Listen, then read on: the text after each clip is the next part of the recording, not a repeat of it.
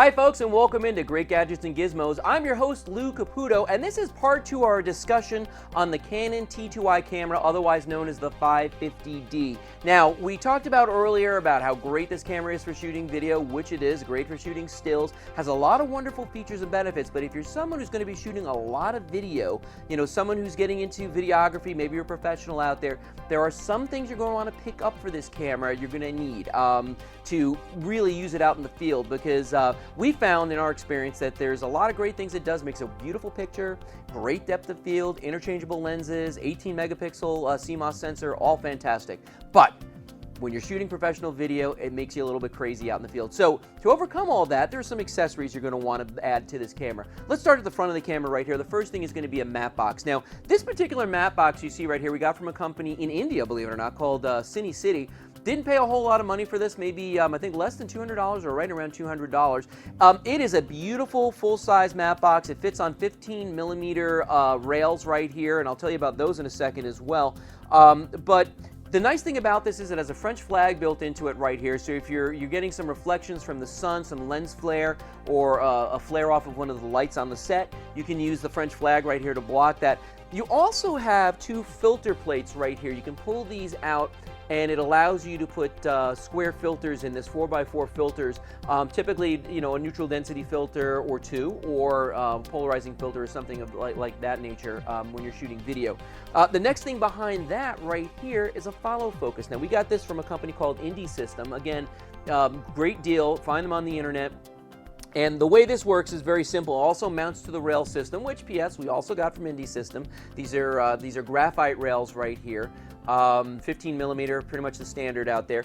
Very smooth to operate this for following focus, which, of course, when you're dealing with these interchangeable lenses with a very shallow depth of field, you're going to have to do that. And of course, you're going to mark right here if you have a camera assistant working with you in AC. They're going to be pulling focus for you maybe, or maybe just for you do it yourself. It's a lot easier if you have the follow focus on this. Now, the way it's actually operating a lens is genius itself.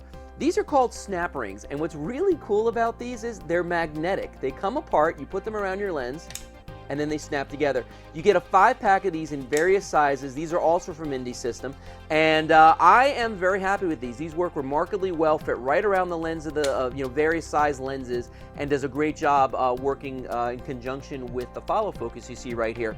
Now, we've been talking about the rail system, and that's what this whole camera is sitting on right here, are these graphite rails that are underneath. And they are actually, it's got a little podium right here for the camera to sit, kind of raises it up off the rails a little bit. And then underneath that, we've got something called the Indie Slider. This thing is genius, and I'm going to show you why in a second.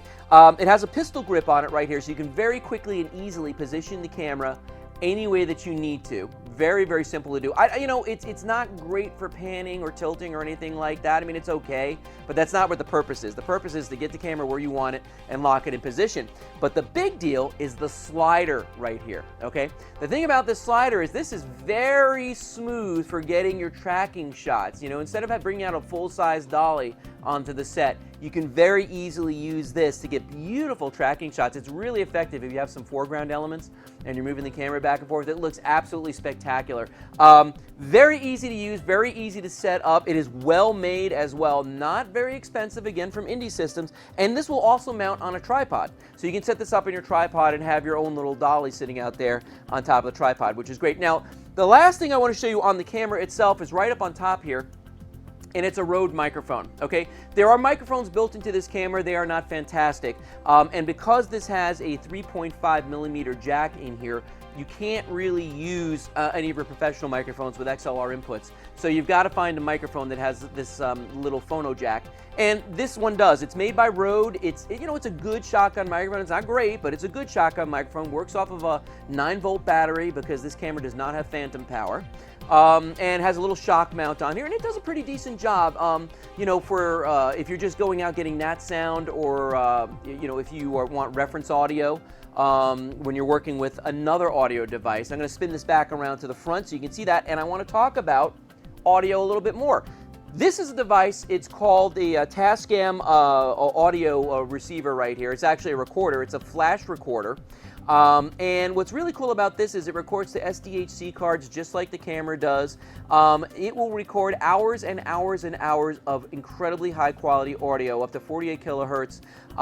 It has 2 built-in microphones you see right here, stereo microphones. There are also 2 more microphones built into the front of this unit as well. And then the big deal right here on the bottom, XLR inputs. So what we typically do out in the field is we will record a boom microphone or lavaliers or come out of a mixer into the Tascam unit and then have reference audio going into the camera through the shotgun microphone so everything matches up. So again, in closing, if you're somebody out there and you're looking at getting into the DSLR revolution, joining the fight out there and shooting some great video on your own, you know, if you're going to do a lot of it and you're going to shoot professionally, there's a couple things you're going to want to go out there and buy, and I hope that this little guide was helpful for you.